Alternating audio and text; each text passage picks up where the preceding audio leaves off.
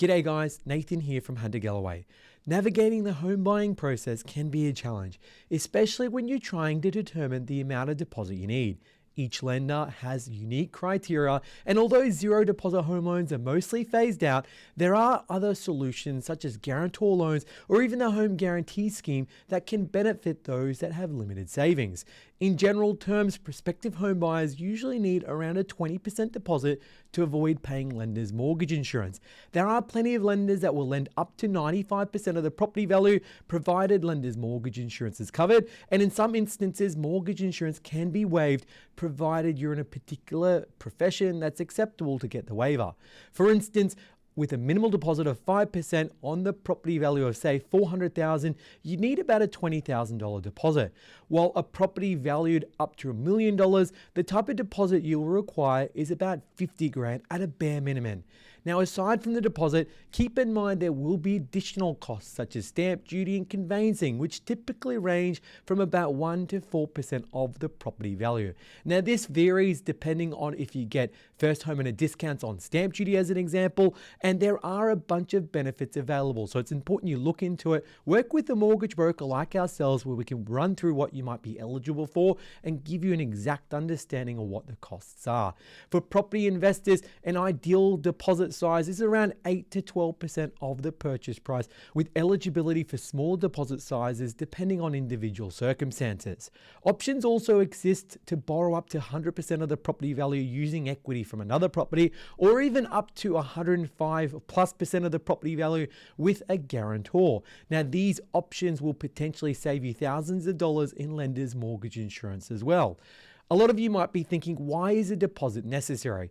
The deposit reduces a lender's risk in loaning money on the property that you're purchasing. Lenders typically favor deposits resulting from what they call genuine savings, meaning money saved over a time through regular deposits into an account, ideally over a 3-month period. This indicates financial stability and the likelihood that you'll be able to keep up with your loan repayments. There are a number of lenders that can look past genuine savings, so it's important to work with the broker here so that you make sure you're not missing out on any opportunities if you don't quite fit in one lender's criteria.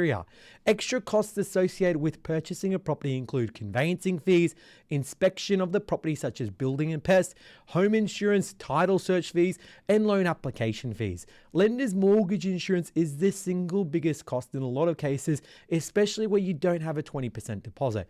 Keep in mind, if you're in a particular occupation, sometimes you can get that mortgage insurance waived, and also with government schemes available such as a home guarantee scheme, there's also ability to lend up to 95% with the mortgage insurance waived. So there are opportunities to get around it as well. For some lenders, the origin of your deposit is another factor they consider. Although you might have enough funds, you might not meet their genuine savings requirement, which could disqualify you from obtaining a loan. Components of your deposit can include savings from gifts, inheritance, tax returns, sale of assets, first homeowner's grant, and other home buyer incentives, and the first home super saver scheme. And if you do find value in this video, please consider hitting that subscribe button, as it does really help out the channel. And a big thank you to all our subscribers for your support. It inspires us to create more content we hope you enjoy. Now, generally where you have less than a 10% deposit, the banks like to see what they call genuine savings. Banks often require proof of this money being saved up over a period of time, which is usually 3 months. The criteria for genuine savings actually changes between lender and lender, and there are some lenders that waive it completely and others that will look at your rental ledger to prove genuine savings. So it does change quite drastically. And that's where, once again, it's worth working with a mortgage broker. If you don't have that genuine savings together, it's not going to be a deal breaker. And this is where having a larger deposit can have its advantages. It can reduce the amount you need to borrow and also reduce the amount of interest payable over the lifespan of the loan. With a 20% deposit or more, you'll have a wider selection of lenders, and you'll also have better rates usually available than you have less than a 20% deposit. Also, having a 20% deposit will mean you can avoid the requirements for lenders' mortgage insurance, saving you thousands of dollars in upfront costs. If you already own a property, The equity, which is the value of the property minus the debt you owe, could be utilized as a deposit for the next purchase. For instance, say you have a $500,000 property, you owe about $300,000, it means you have $200,000 in equity. In this case, genuine savings won't be required because you can prove that you have equity in the property that can be utilized as your deposit for the next home. While 100% loans are mostly unavailable, guarantor loans allow you to borrow up to 100% of the property value with costs included. So sometimes you can lend right up to 105% of the property value. This involves using your parents' property as a security if they have sufficient equity. This strategy also lets you bypass the lender's mortgage insurance as well as any deposit requirements, so it can be a quite popular one to get in the market. It's also important to understand the lender's mortgage insurance. We talked about it earlier, and it's effectively where you have less than a 20% deposit, your lender will require you to get an insurance. It's known as lender's mortgage insurance, which effectively protects the bank in the event that there was a foreclosure and they lost money. This insurance safeguards the lender in the event that you default on your loan. The cost on the lender's mortgage insurance varies based on the loan size and the deposit you're putting down. It's often added to the loan, which means you'll actually be paying interest over time because it's added on top of the loan amount. Lender's mortgage insurance can be sometimes tens of thousands of dollars, making it a significant cost to consider in the purchasing process. And you may be wondering, can I avoid paying lender's mortgage insurance? In some cases you can. If you're a doctor or a lawyer or an accountant, if you're a nurse, if you're in a specific industry, there are options where you can get mortgage insurance waived. That's where it's important to talk with a mortgage broker like ourselves, where we can check if you qualify for any lender's mortgage insurance waivers.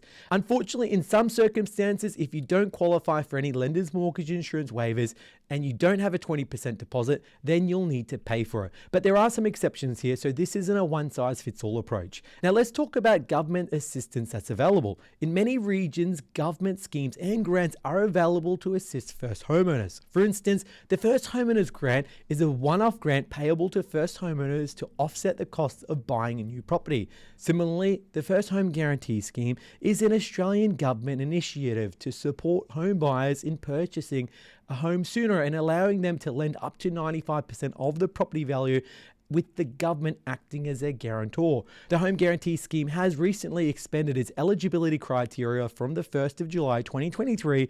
Now groups of family members can apply, non-first homeowners who haven't owned a property in the last 10 years, and legal parent guardians can all qualify for the scheme. Permanent residents can now also apply under all three schemes, which will bring home ownership within reach for many more Australians. Let's break down guarantor home loans in a little bit more detail. A guarantor home loan can be a viable option for those that have little or no deposit. If you have a family member who owns a home and is willing to guarantee you, you could potentially borrow the full cost of the property and associated costs without needing any deposits. However, this option does have a significant level of risk for the guarantor, who will be liable if you fail to pay your loan. Another option, if you don't have a deposit, is you can use equity as a deposit. If you already own a property, your home might have equity that can serve as a deposit for the next purchase. Many lenders will accept home equity as a deposit, which will eliminate the need for additional savings. This involves refinancing your property to access the equity, and some lenders might even offer you cashbacks when you refinance your loan. If you are struggling to get your deposit together and your parents won't go guarantor, you can get gifted funds. Parents can gift a non-refundable gift, with many lenders accepting this as a deposit, which means you don't need to save anything up yourself. Now, sometimes I get asked if personal loans can be used as home deposits, and unfortunately, this is something that the banks used to look at back in the past, but at this stage, it's not something that can be considered. The banks don't like to see you borrowing money to borrow more money, so personal loans aren't an option anymore. Now, there are options to use superannuation to buy a house. If you have over $300,000 in your superannuation and you wish to buy an investment property, you can set up a self-managed superannuation fund. This is where you'll need to get financial advice through a financial planner and a tax accountant to make sure that you set up properly and the advice is right for you. So this is general information, but that is an option to think about as an investment strategy. Now, with all these options, a strong financial profile can increase the likelihood that you'll secure a mortgage with a smaller deposit. Regular income, a stable job, a good credit file, and little to no debts with a strong record of savings can all contribute to the lender viewing you as a less risky borrower. The journey of home ownership, including saving a deposit, can be daunting, and this is where getting advice from ourselves can provide invaluable guidance with tailoring a solution that meets your needs. Professionals like ourselves are up to date with the market, lending criteria of the lenders, and the trends that are happening to help you negotiate and get yourself in a better position. Now, when you do look to apply for the loan, the 4 things that banks are looking at is first is that you have a good income. Lenders want to be sure you can pay off your loan. This is a concept called serviceability ratio, and it's an assessment that'll be undertaken to make sure you can repay the loan that you're going to get.